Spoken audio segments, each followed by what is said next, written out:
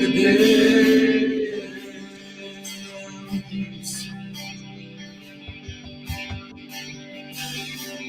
I can't feel the powerless when my cup's already overfilled.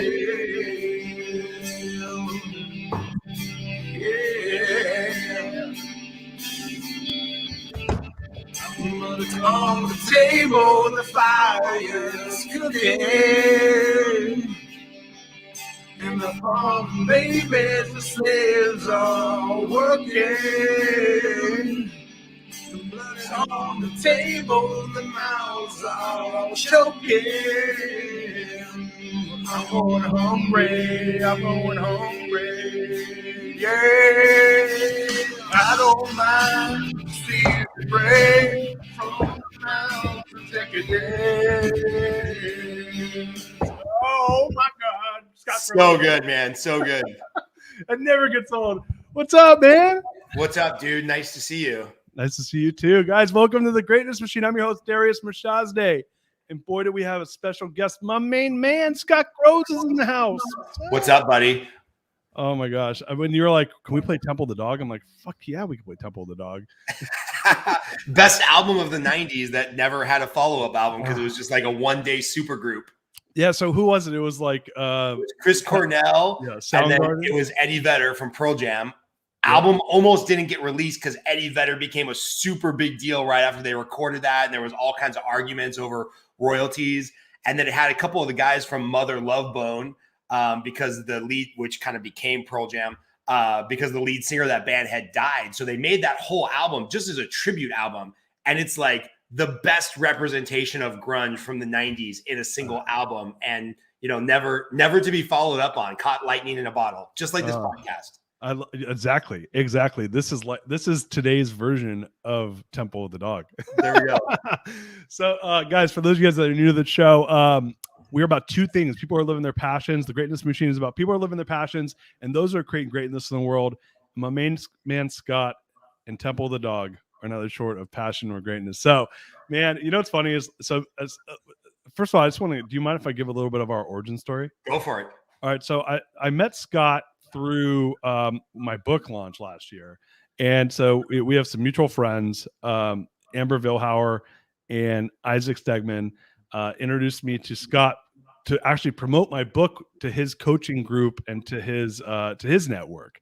And instantly we became fast friends. And then it turns out that another one of my friends who they introduced me to, John Vroman, he's in Front Row Dads. And so we ended up hanging out at the Front Row Dads retreat where I presented the book. And so anyway, Scott and I we've been running around in circles, and then we're on Facebook a lot, and I see him posting stuff, and we're kind of like challenging each other because we're like a Venn diagram of political beliefs. Like there's like definitely a center where we're like, fuck yeah, you're right. And then the other stuff we're like, I don't know if I agree with you, but I respect what you have to say. Yeah, which is rare in America these days. If anyone wants to know how to cure the ills of America, just look to Scott Groves and Darius Mirshazadeh. There you go. The way we interact is definitely the way that everyone else needs to take notice. But so then it turns out we both come from the mortgage space.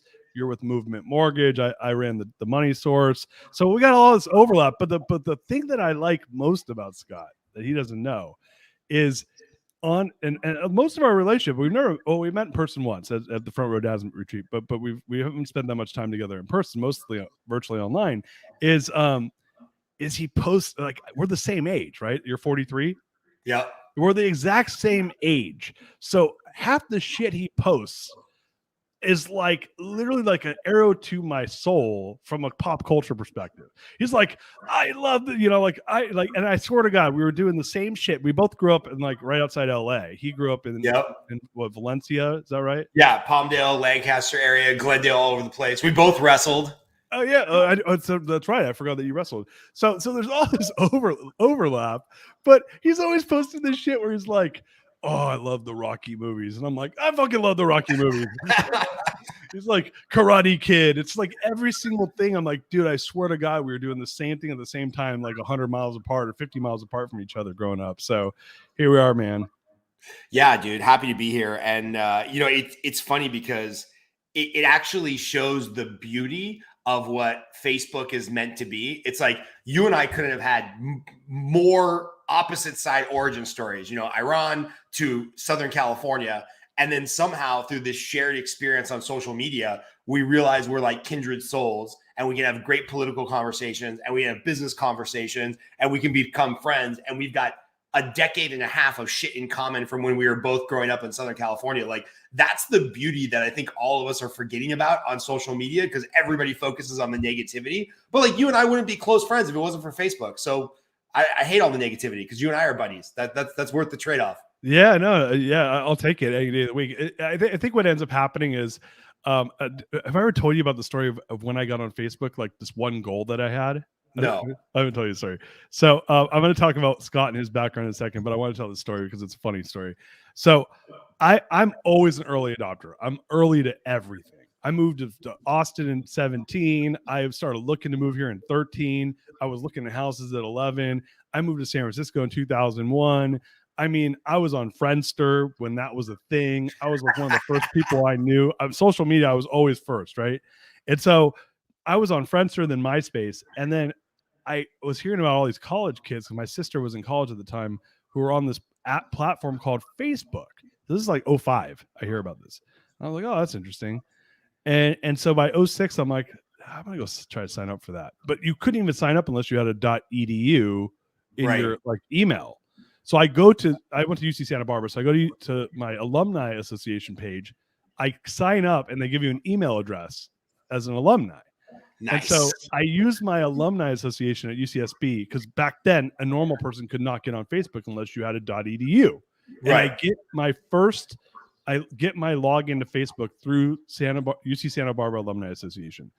I get on there, and nobody I know is on it except college kids. And I was like, well, fuck, this isn't doing shit for me, because like, I'm like, yeah, I know some people in college, but I'm like 28 years old at the time. Like, I don't know that many people in college. Creeper. Totally, I'm such a creep. So I end up, since I'm early, a lot of people started joining when I joined. And I had a newborn son in 2009. This is about 2 years later. So at that point, it was mainstream. Everyone's joining like in droves, right? This is when Facebook was hot. And so I was like, oh man, all these people are showing up every day. I'm like, I'm gonna go friend every dude. You're gonna laugh when I say what I'm about to say. I said, I'm gonna go friend every single person I've ever known in my whole life. And I went to like 3 different elementary schools. I went back to like kindergarten, preschool, and I have like an elephant memory. I can remember everyone's names.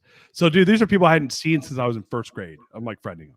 So I friend 15, and I said, I want to see how many people I can actually like connect with who I know. And I ran out at 1,500. I had known these are 1,500 people I actually knew at one point in my life. But then I realized something.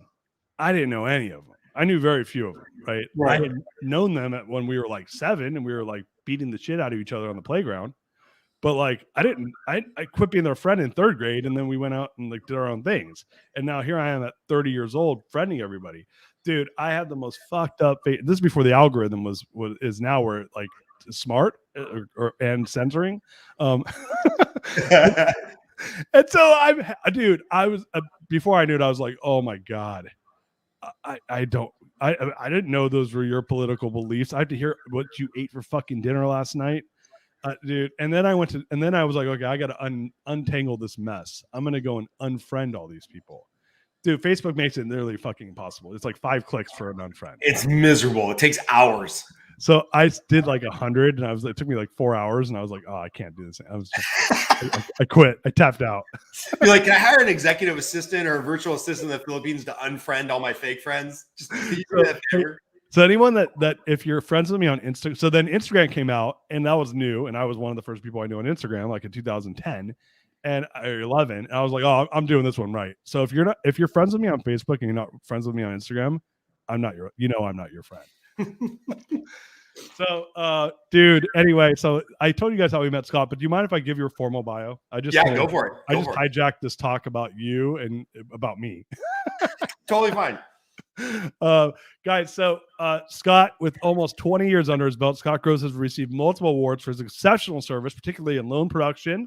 He is a master at Movement Mortgage, building an amazing business over there.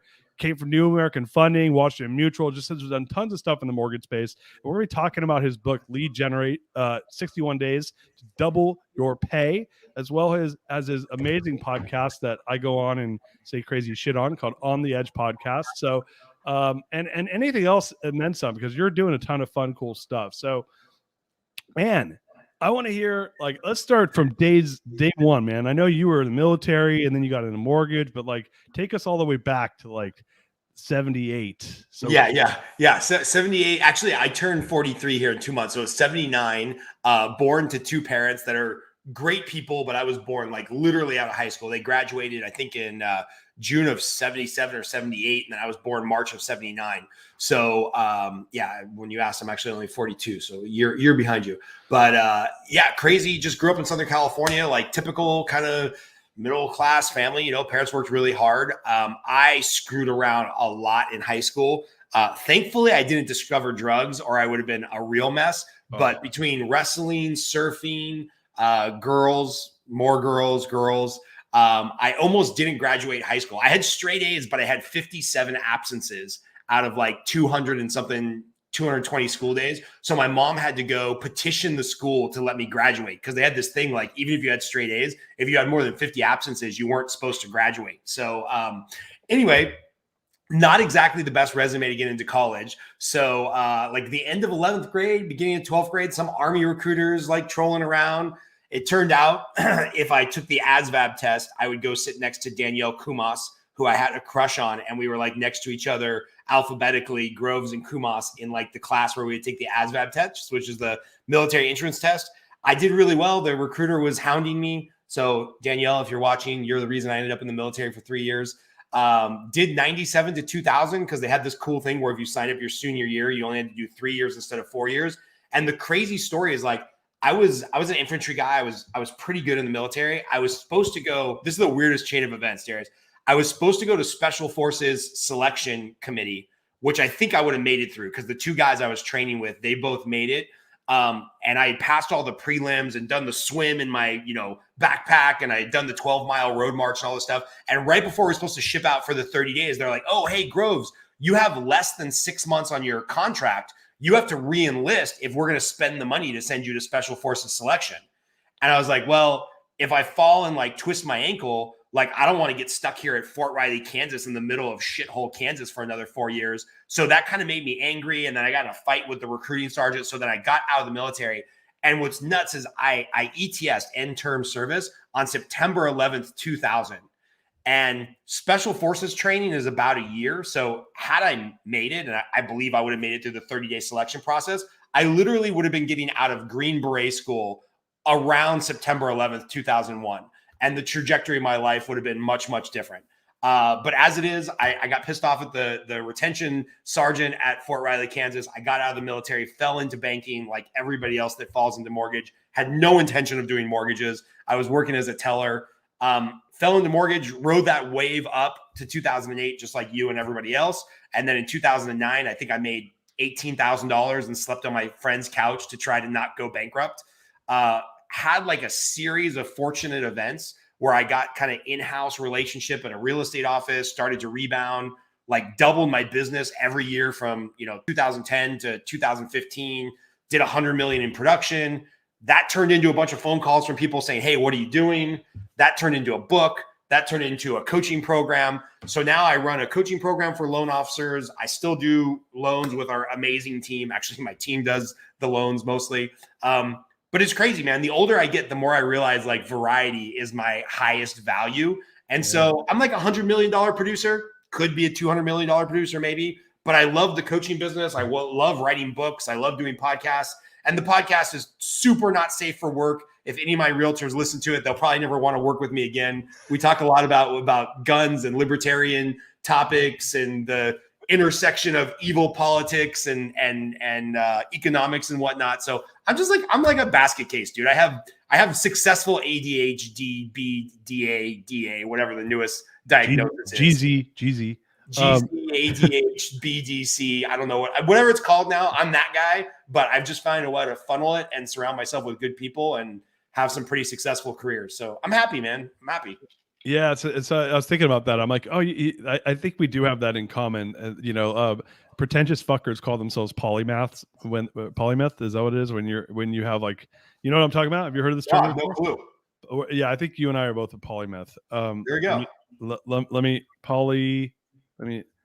not polygamy. Not polygamous, but yeah. Polymeth, is that what it is? Polymath? Oh, damn it. I don't know. Yeah, polymath. Oh, okay. Yeah, you have to. You could start if you're a pretentious fuck. You can call yourself this. It's a person of wide-ranging knowledge or learning. Ooh, there we go. So people that have a ton of interest, they'll call themselves. No, I'm a polymath. I think I am one just because I do really have a lot of interest in a lot of different areas. And in business, it kind of fucks you a little bit because you're like, totally. Oh, they're like, why aren't you focused, Mirshahzadeh? And I'm like, because there's all this other shit that's interesting. Like, totally. Like, look, man, like it's like, and some people are so good at it. They're like just grind. They're like, all I do is this one thing, and I'm better than anyone else in the world. And I'm like, dude, more power to you, brother. But I get bored. I'm like, yeah, but I want to go try something else too, and go get good at that, and then go try something else. Dude, so, that totally describes me. Like even my hobbies. I've been really good at boxing at like an amateur level for a certain time in my life. And then I was like 5-0 in like the old man amateur boxing circuit. I'm like, oh, that's cool. I should go try jujitsu. And then it's like, for a while, every vacation was scuba diving. I became a dive master, like whatever. And then I was like, all right, cool. I've seen a whole lot of fish. I haven't scuba dove in like 12 years, which is kind of weird because my personal email is scubagroves@gmail.com. So it's like, well, that was a passion when I signed up, but haven't scuba dove in like 10 years, 12 years. So awesome. Yeah. One day I'm going to win the lotto and I can just sit around writing random books on different topics that I'm not an expert at, but hopefully have like enough entertainment value that people will read them. Yeah. But at least you could be an authority on them because you'll be an author. So yes, like, exactly. I don't really know shit about this, but I am an authority, which is good enough for me. Yeah. So let me ask you a question. So dude, it's funny. You joined the military right before 9/11. And so it's funny back then, like that was like probably the longest like time where there was like peacetime in America. So I had a bunch of buddies that were in the military in the 90s. It was like, it was awesome. I just go and I get to travel all over the world. And then I get out and they pay for my college. And that was like the norm, right? Like most and then 9/11 happened and clearly so I didn't realize that they did a 3-year program. Then they allowed you, it was probably because there was like, nobody really like thought too much about the military back then. It was just like, no, not at all. And you know what's crazy is like just the convergence of events. Like because I only signed up for 3 years instead of 4, and it was like this, high school transition program.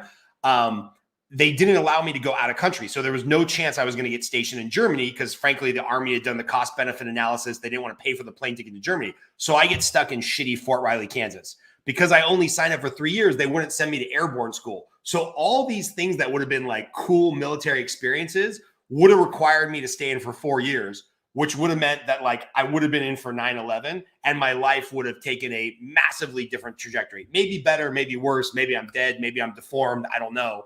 And it's weird because I've got some weird, like, it's not survivor guilt because luckily no one I was super close with died in the war. But there is this weird thing where it's like, hey, I was a really good soldier. I took up resources to get trained. I was like in a leadership position by the time I left the military.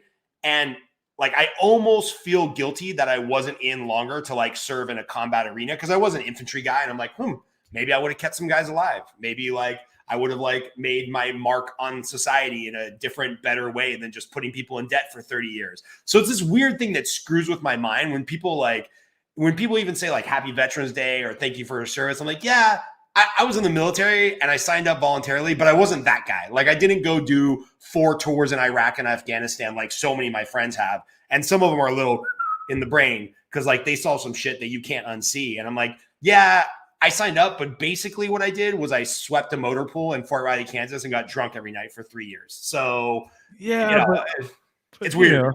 Yeah, no, I hear you on that, but it's like, but you also signed up with the risk of not being what you did, right? Yeah, so, that's true. So I mean, like, look, I mean, like, if you're good, I mean, no, I don't think anyone joins the military with the hopes of like never seeing combat. I don't think people like.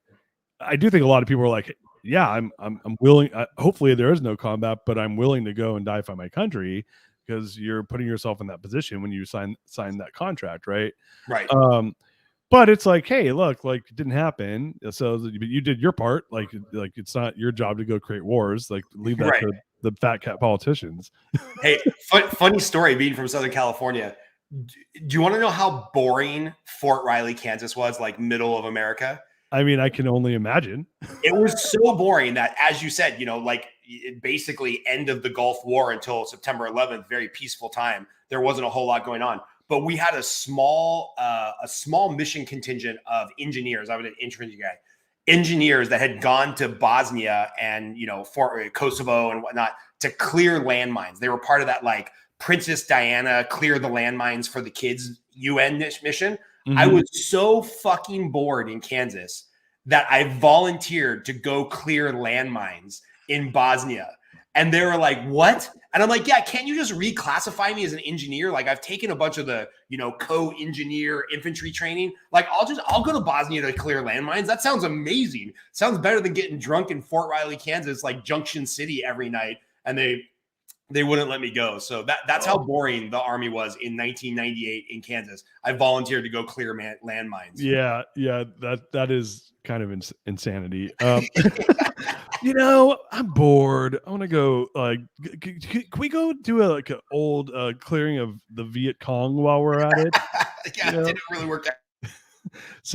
So you got back, and 2000. I guess you get back and you get a job in banking, and then you get turned on to the wonderful world of mortgage, and so tell us about that. How did you get in the mortgage industry?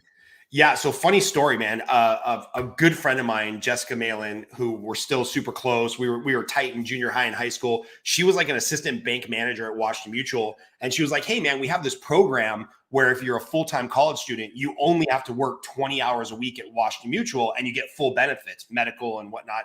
And I grew up, my mom being part of a union, working for Thrifties and Rite Aids, where she was like habitually underpaid, but she's like, I have great benefits for the family. I have great benefits. So in my mind, getting out of the Army, like no more free healthcare, I was like, oh God, I got to have benefits. I got to have benefits. So I go start as a teller at Washington Mutual.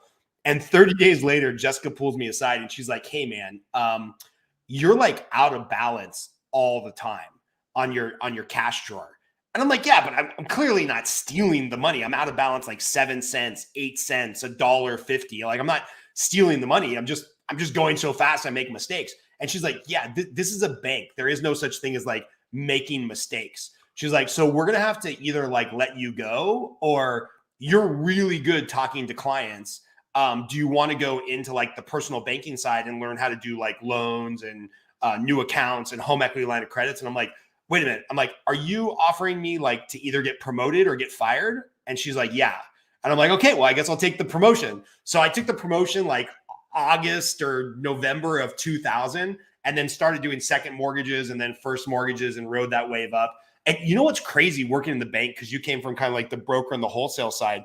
Back in the day, if you were doing loans in the branch level, I thought making like $100,000 was all the money in the world. I was like, because I was used to the Army making like $18,000 a year. So making $100,000 in 2005, I had no idea there was brokers making like millions of bucks who were then selling the garbage loans to Washington Mutual that ended up taking us down. And I'm like, wait a minute, I didn't get the money and my company went away. Like, so I just screwed up. I screwed up everything from 2000 to 2009-ish. And then luckily found a way to rebound. Luckily I was young, no kids, not a ton of responsibility. I could sleep on the couch. But yeah, that was Washington Mutual. There's actually a great book called The Forgotten Bank, all about the rise and fall of Washington Mutual, the largest bank failure in the history of the world. Phenomenal story that like breaks it all down. And then it was just, rebound and recover and lick your wounds and try to rebuild. So it's funny. It's like, so I was, I don't know if I did broker. Well, through Long Beach, I did Long Beach Mortgage, which was the trash can for WAMU. But no, listen, WAMU, like they made their bed, man. Like it takes two to tango. You can't broker alone. You can't broker alone to somebody that doesn't want it. You know. Sure. So yeah, it's funny, man. I dealt with it was interesting as I was dealing with after the fact. I dealt with the side effects of brokering loans to them because they came back and sued all the brokers afterwards. Not the bank necessarily, but the borrowers did. They were suing the brokers and the lenders. So yeah, you guys. So when you left WAMU, what year did you leave them? Because they became. So I left them right before they collapsed, and I went out, tried to do my own thing, bounced around a couple companies, and then dumb luck. Like I was massively in debt, Darius. Like I think when everything was said and done, the cars, the credit cards, the upside down houses, I think I was almost $1 million in debt. So wow. I racked up like $1 million in negative equity because I was buying houses. I had a condo in Vegas that we bought for $360,000, and a year later it was worth $80,000. So I basically racked up all this bad debt in my 20s. Should have declared bankruptcy and just had a fresh start, but I was like too proud about it. So that I spent effectively all my 30s paying off this debt. And I got a really great opportunity, kind of a fringe friend, to tell you the truth, was getting married in Belize. And I think like the market was melting down so much, they had a lot of cancellations. So I got an invite and I'm like, well, screw it. This whole thing's gone to hell. I'm going to take my last couple $1,000s, go on this vacation to Belize, go to this wedding. It'll be my last like swan song. Maybe I'll come back and declare bankruptcy and then go get a like middle management job at IKEA where my dad's friend was working. And when I was down there, the groom, I knew the bride. When I was down there, the groom was like an assistant manager at a Prudential real estate office. And then the manager was this guy named Kirk Giroux, who I will always forever be blessed and thankful for.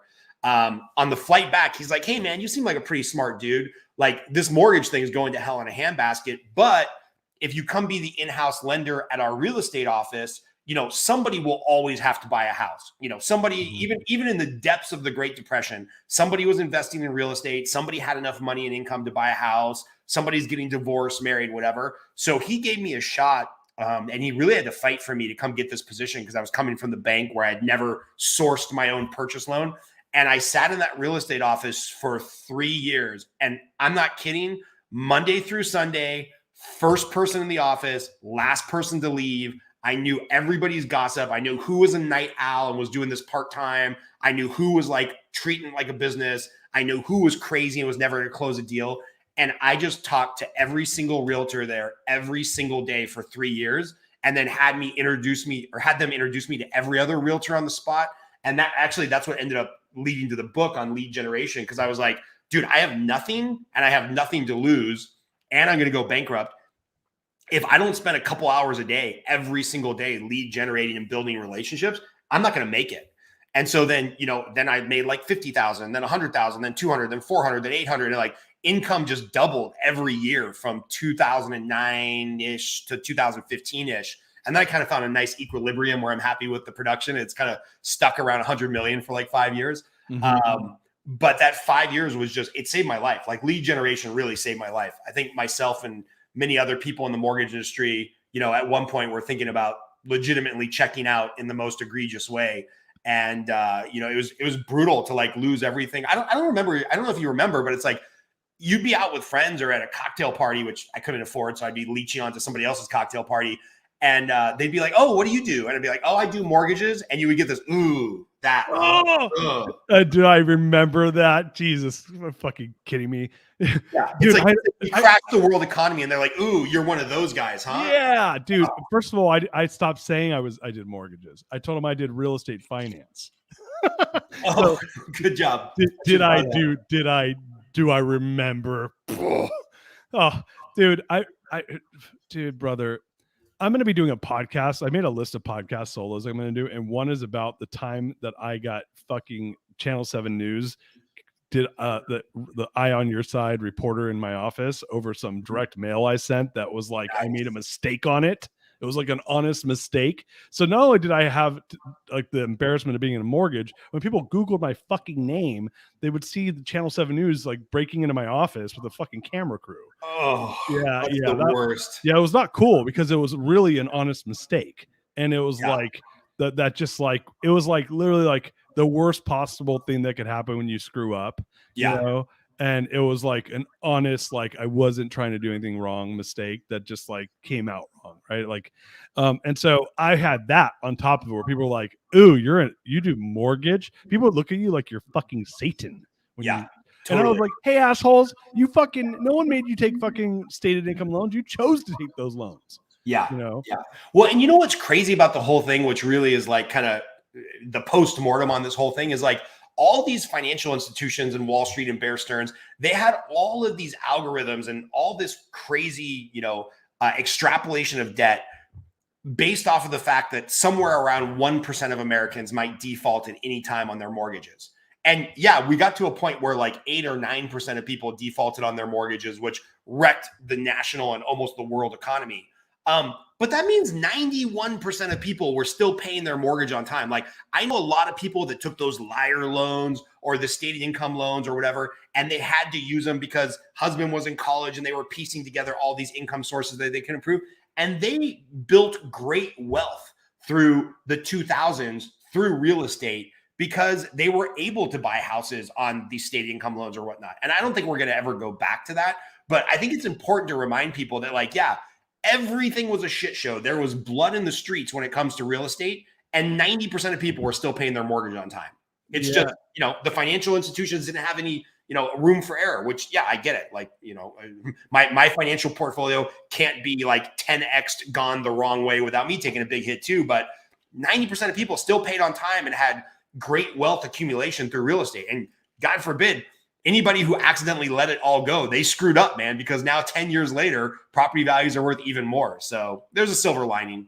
Yeah, but there's a moral hazard around this because when people, first of all, I was on the receiving end because I was a broker and a lender during that time. I spent 2007 to 2011 getting fucking sued by everybody. So my story is like I'm on the receiving end of borrowers. I had a borrower. It's funny enough that she, we're talking mortgage, but this is for you listeners out there that want to just check yourself before you wreck yourself, right? Like people when you sign a contract, know what you're fucking signing, right? I had a borrower that started a class action lawsuit against my company. And I was like, my company was out of business at this point, right? I didn't go upside down the way you did because I did actually do well financially. And then I lived off that for 5 years because I didn't make any money for 5 years. It was the worst 5 years of my life, right? Like to wake up in the morning and go to work and cut checks and not take a paycheck for 5 fucking years, 1,800 days. Yeah, there's a way better option. Go get a job, right? But I chose to stick it out, which it worked out for me in the long run, just like it would have worked out for anybody who held on to their homes for that time frame. But I had a borrower she took a pick-a-pay loan from WAMU, flipped into a pick-a-pay loan from World Saving. Those are the loans that had the negative interest rates, or 1% interest rate, and you negatively amortize. And she ends up suing me, and we go to the trial, and I showed my lawyer. I said, dude, she's been in 5 pick-a-pay loans. I was just the asshole that did the 5th one.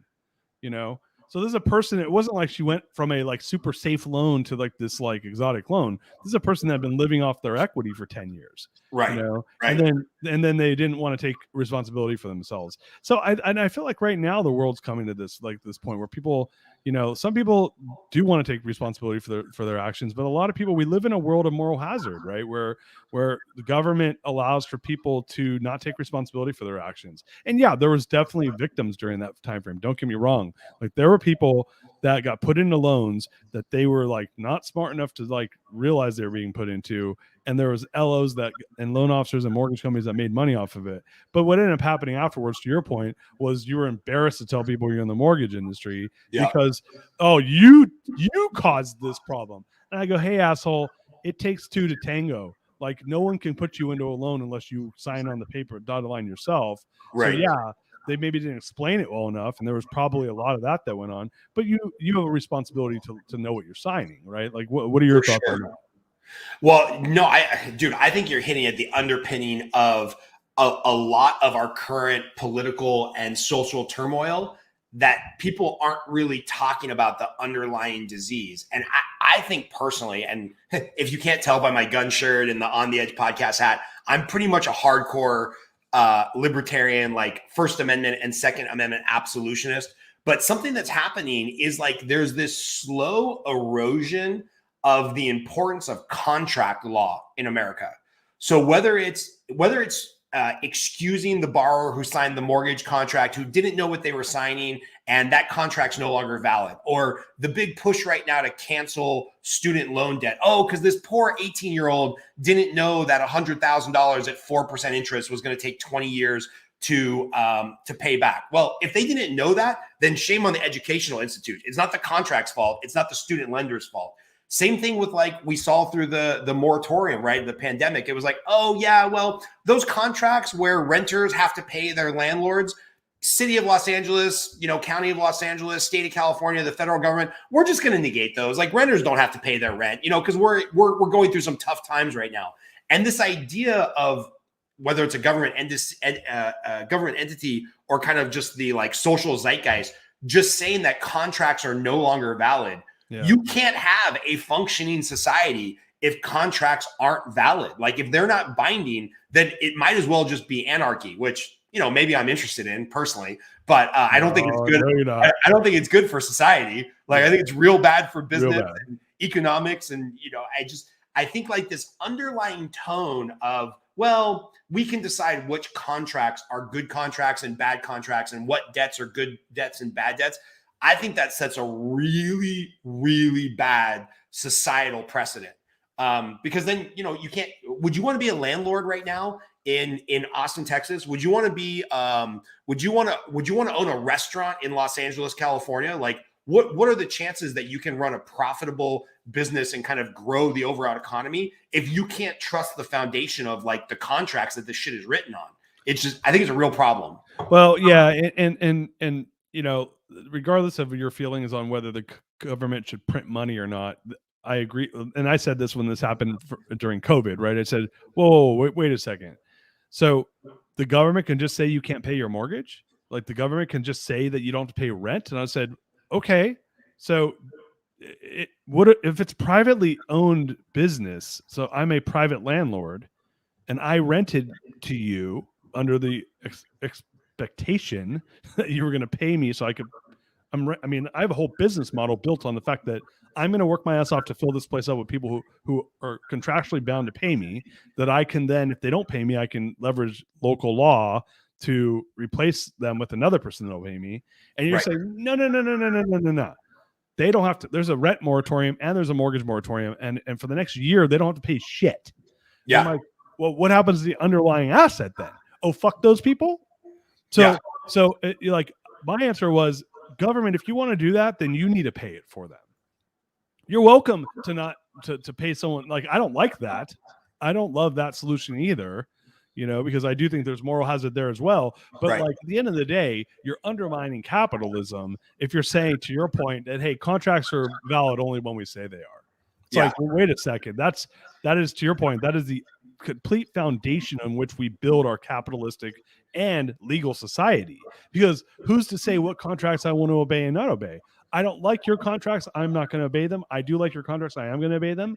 Like, which contracts become valid? And when I saw that happening, I was like, oh, this is fucked up.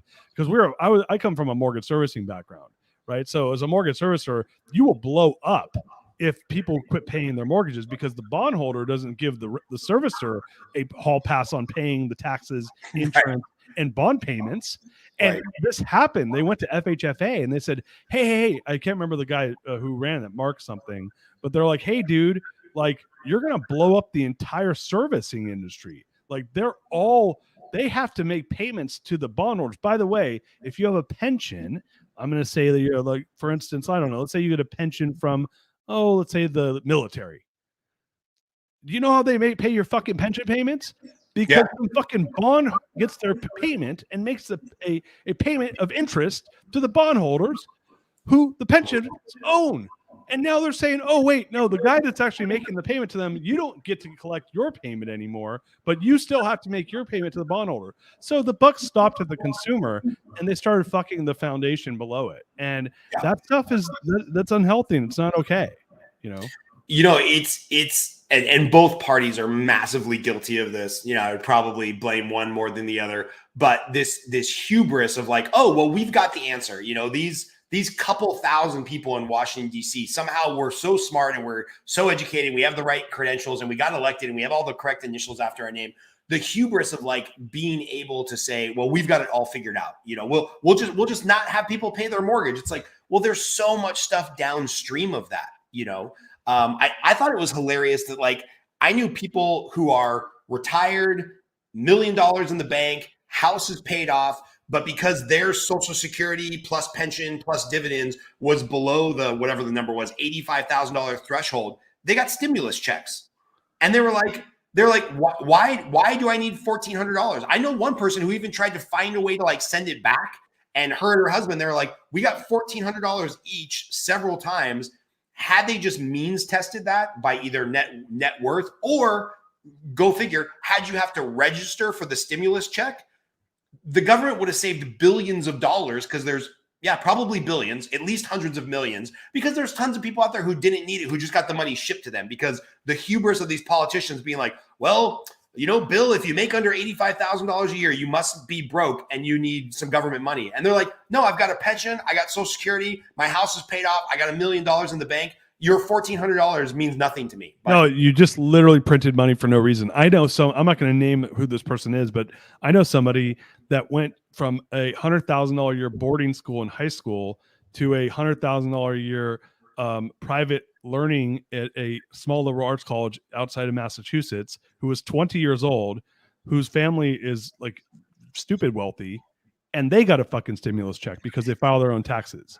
And I'm like, this is a person that goes to $100,000. They go to Wesleyan, right?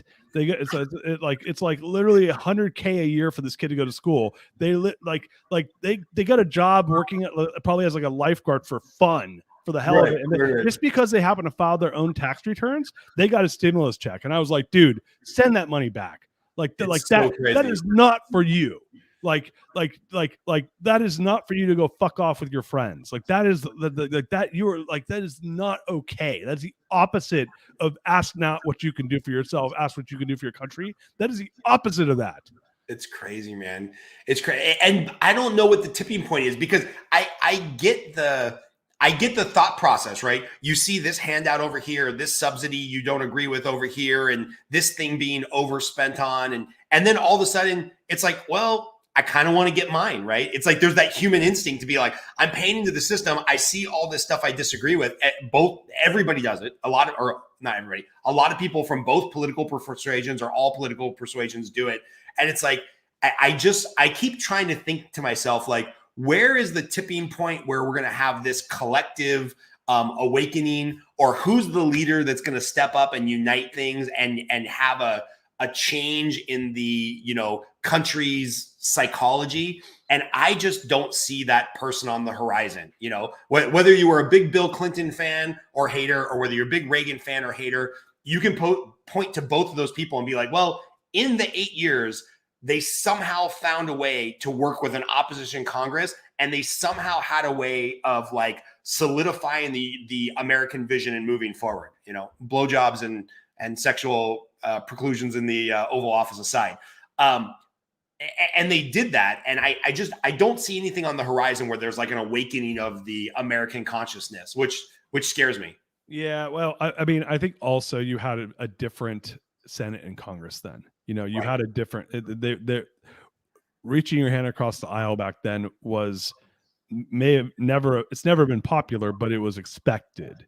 You know, there was compromise was part of the equation, and you didn't have the super partisan, you know, parts of the party ruling the parties, right? There was more of a moderate, you know, foundation at that point.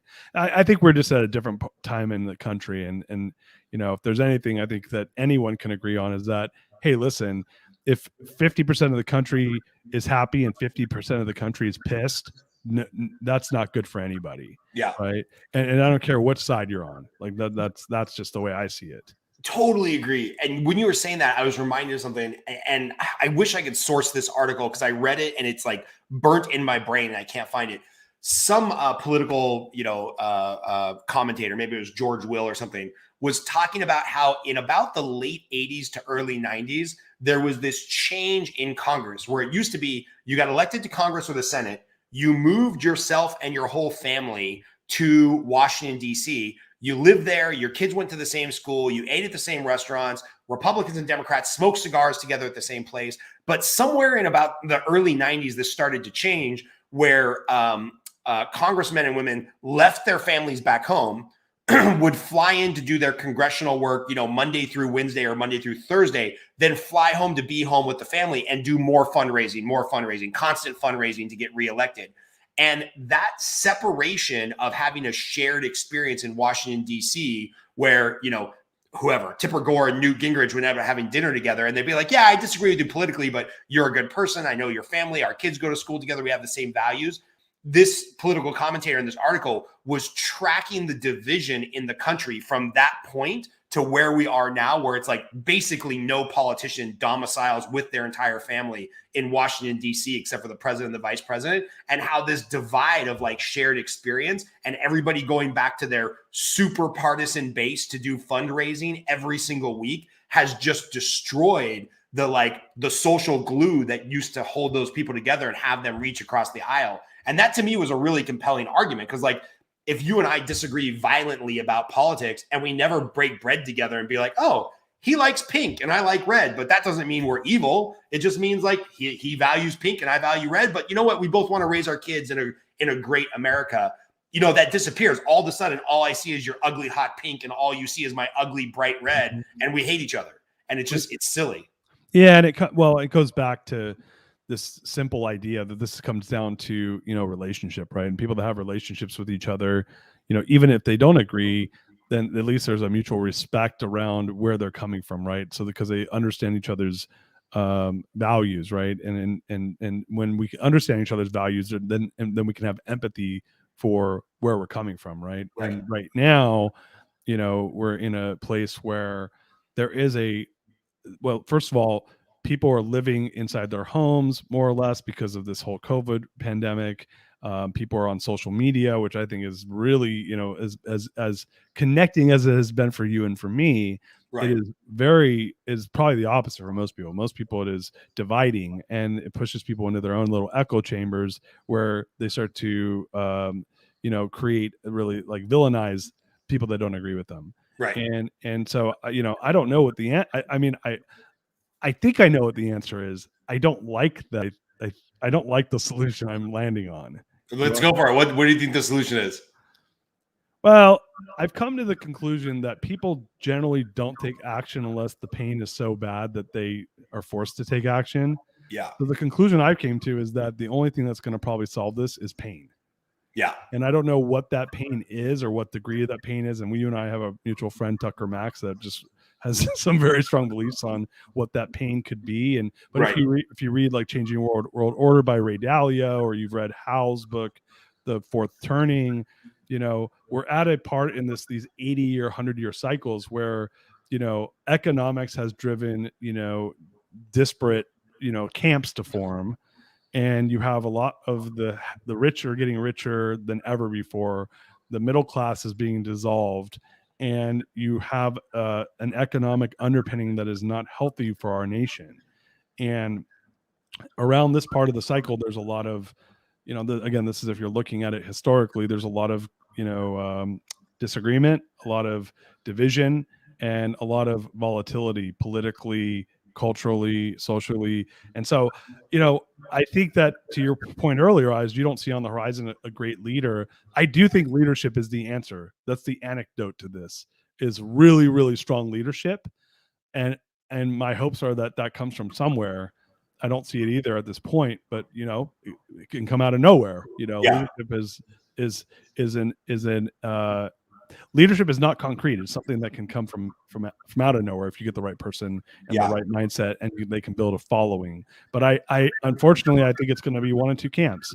One is we're going to have this great leader that appears that can unite everybody, but I think it's going to come through pain. I think there's going to be some event that is the straw that breaks the camel's back, and out of that will be born it'll force change to happen that needs to happen, that we're not willing to do right now, unfortunately. Yeah. What it sounds like to me that you're describing, and I can always go back to a movie reference because I'm a movie nutbag, and this was one of my favorite movies from my childhood, is West Side Story. Like West Side Story is this growing tension of like two groups of generally good people with some hoodlum tendencies who are like escalating. And at the end of the movie, it's like, oh, shit got real and somebody got dead.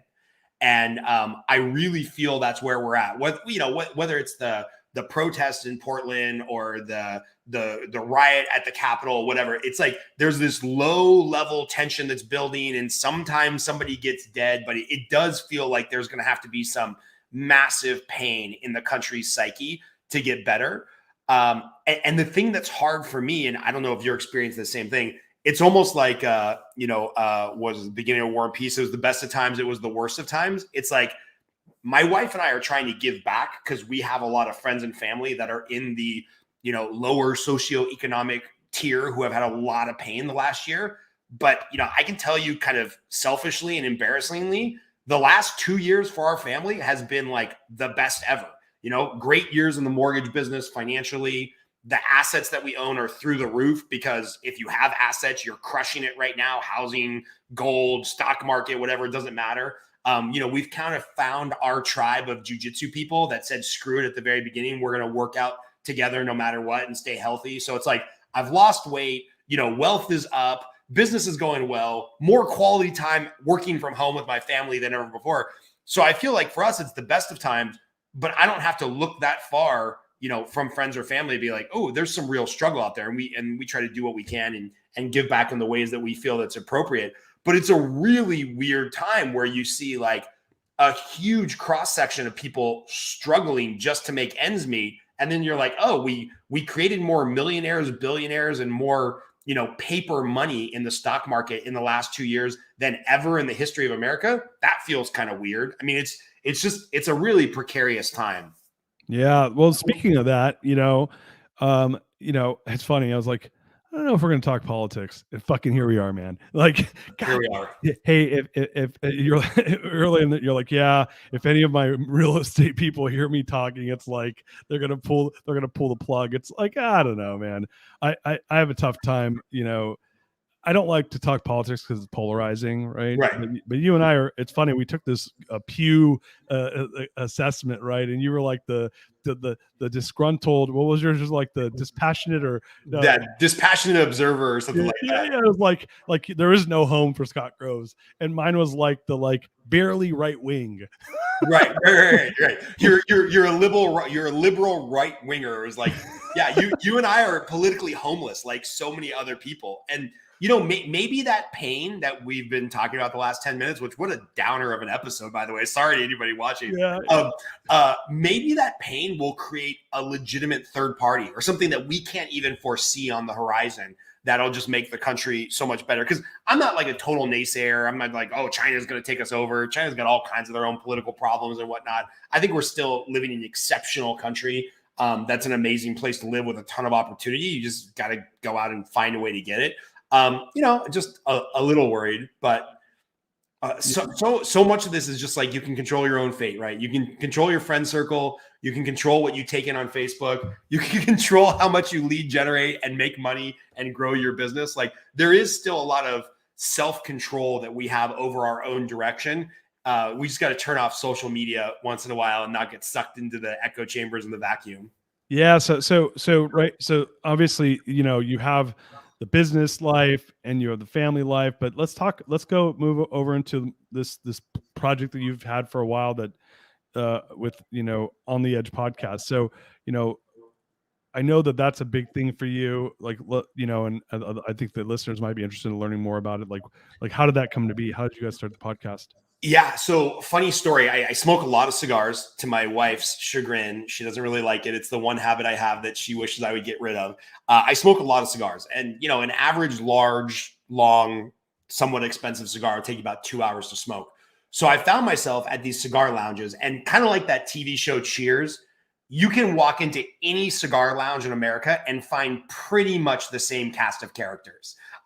It's hilarious how just uniformed it is. I've smoked cigars all over the country, and it's like any cigar lounge, it's basically the same cast of characters.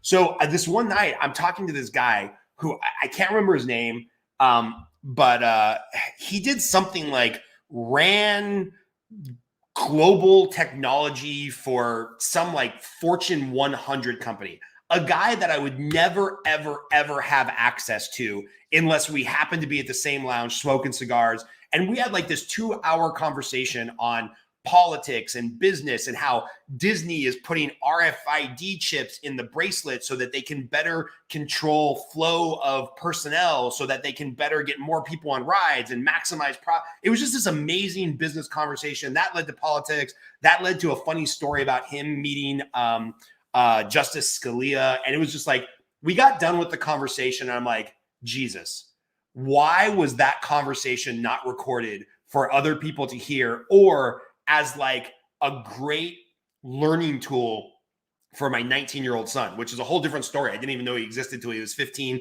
We're playing a lot of catch up. He's an awesome kid. And I'm like, I'm having so many awesome 2-hour long form conversations. And would I love to be Joe Rogan one day? Yeah, that'd be awesome. But there's only one Joe Rogan. But I'm like, I'm just coming across super cool people who I'm having a cigar with. Why not put on some headphones and hit record and go from there? So that turned into On the Edge podcast. Inevitably, because of the mortgage business, I end up having a lot of interesting conversations with people about, you know, the way they make their money and their opinion on finances and their opinion about the economy going forward. And it's not appropriate for me to talk about those conversations for fiduciary responsibilities due to the fact that I'm doing their home loan. But if I can get them to come on the podcast and talk about it, well, now it's free game and it's out there in the public atmosphere. So that kind of started the project during the pandemic. My buddy, Chris, who's like a great marketing guy, he kind of needed a side gig. So I'm like, this is kind of my version of charity to Chris to keep the podcast going so he can stay and work and edit it. And it's weird. Like sometimes our content will get 4 views and I'll feel like a loser. And sometimes it'll get a couple thousand views and I can't believe that many people wanted to hear us talk. So yeah, it's just a work in progress. And maybe one day I'll write a book that takes off and then people will have a catalog of 200 back episodes to go listen to on my thought process and my own kind of rants. And, you know, sometimes it's just talking through me thinking about my own political and social and economic beliefs, which are constantly a work in progress. So that's it, man. Some people love it. Some people hate it. And it's out there for people to digest and see what they're interested in. Have you ever, yeah, I kind of feel the same way with this show. I mean, this show is just about people kind of living their best lives to create something cool. And I mean, and your story is unique, right? Like most people in the mortgage business don't have a podcast and write a book and do coaching and are as active as you are, right? Like you're actually more of a anomaly for the greatness machine than most people. Other people, like my last episode I did was my friend Chris Pronger, who's one of the top. He's an NHL Hall of Famer, right? That's more like when you think of like a typical greatness story. That's like how the fuck do you become top 100 NHL player of all time? Right. You're born with some God-given gifts and you go and get after it, right? But in his story, we just talked about hockey the whole time, you know. But I think again, when you're meeting folks like Scott, where it's like, yeah, you're in the mortgage space, but that's probably the least interesting part of your life. You know, like I mean, although the mortgage space is definitely like an interesting space, it's more like there's more access to that. A lot of people can get into the mortgage space. Yeah. But starting a podcast and writing a book, it's like, hey, listen, I've done both those. They're both a pain in the ass to get off the ground. Right. And then to keep them off the ground is even harder. You know, I mean, anyone can start a podcast and then not do anything with it and not keep it going. But for you, like when you look at like the podcast, I love the story that the fact that the reason you've done it is it was like a way to capture kind of these intimate conversations you're having in the cigar bar. You know, when you look at the future of On the Edge podcast or what you would like to do with it, where if you could have it your way, what would you do? You know, I'd like to talk to more and more educated, interesting people that have a strong view on politics or economics. Like, you know, he's unfortunately in the twilight of his life, but somebody like Thomas Sowell, who wrote amazing books on economics, I'd love to talk to somebody at that level and just like ask them basic economic questions and how that, you know, kind of interplays with like all the craziness we see now. You know, I think your book actually helped me because I actually read your book, unlike most people that go on shows. I've read your book cover to cover.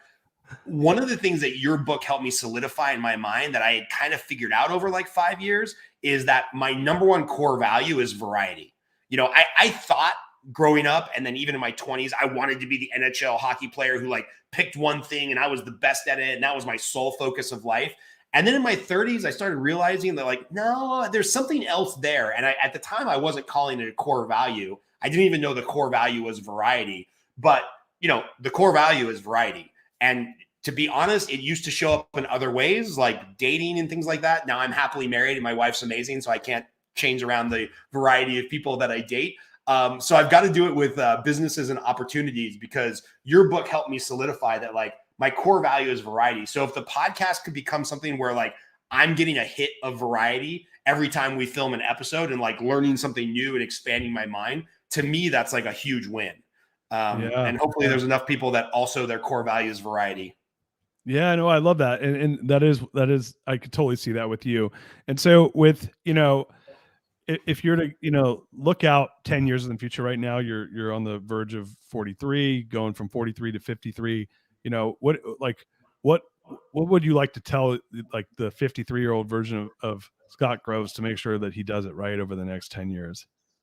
Yeah, man. I would tell myself to stay the course on keeping expenses low and really diving in the next 10 years of diverting as much money as possible to passive income, because I want to get to the point actually before 53. I want to get to the point at like 50 where, my oldest son will be 26, 27, hopefully getting married, maybe having kids. My, 5 and 3-year-old will be right in that age where I'll want to coach high school wrestling, or I'll want to be able to pick them up at the end of the day and like just do cool stuff, because time is going to be limited with them before they leave for college. Like, in the next couple of years, I really want to make sure all of the effort that went into focused on like how to make money really goes into focusing on how to preserve it and have money make money. Because passive income, like if I get to the point where the girls that run the mortgage team could get 90% of the revenue and do 90% of the work, and I could just do like podcasts, jujitsu, smoke cigars, spend quality time with my kids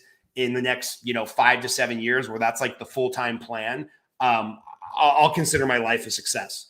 And that's kind of what I'm looking for, man. Yeah. Well, you know Justin Donald. There you go. Yeah. I've picked his brain a lot. Yeah. I'm like, just go hang out with Justin. Yeah. I got exposed to him. I got exposed to him through Front Row Dads, which was amazing, kind of just stroke of genius. And we've made a couple investments with his people that I'm pretty excited about. So yeah, it's just like, I had a great conversation with a friend of mine, Adam Stock, who's a financial planner, also from Front Row Dads.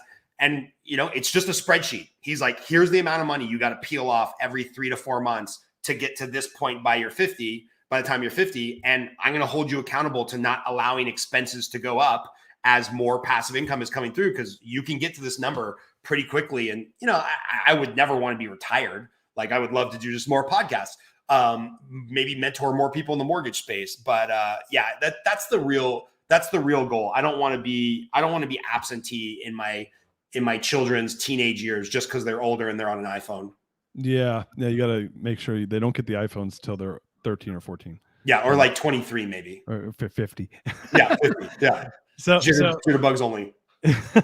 So look, man, we're coming towards the end of the show, but where can people connect with you and find you? Obviously, there's all sorts of things that can get you on the podcast for folks that want to get coached, and I guess we didn't even talk much about the coaching, but maybe let's spend a few minutes on the coaching, and then we'll close out. Coaching is coaching, man. It's like most adults don't need to learn new things. They just need to be reminded of the things they already know. I've got a sign here right above my desk that says, "Seek not what's new, but rather what's true." And I stole that from our mutual friend, John Vroman, because it's true, man. Like most coaching problems are just a consistent reminder and accountability of the stuff you already know you need to be doing. Look, if you own a business, you're fully commissioned, or you sell a product, spoiler alert, lead generation probably has to be part of your daily activities, right? And so we're constantly just teaching that and coaching that.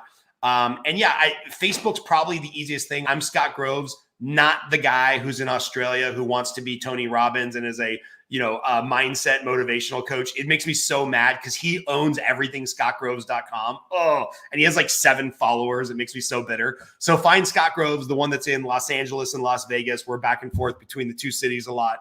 And that's the easiest way to reach out to me. Whatever. I can help with mortgages. I'm an intellectual philanthropist. Anybody wants to talk about mortgages, lead generation, marketing, coaching, podcasting, I don't care. I'll give anybody any amount of information for free. So wait, so what's the website that's best to find you at? I don't know. Just email me, Scott at Scott Groves Team. Okay. There's too much stuff out there. Scott at Scott Groves Team and Scott Groves on Facebook. I don't have a branded website because that dude in Australia owns everything. Fuck that guy. Yeah. As I tell John Drummond's like, what's your favorite saying? I'm like, fuck that guy. Yeah. Fuck you, Scott Groves in Australia.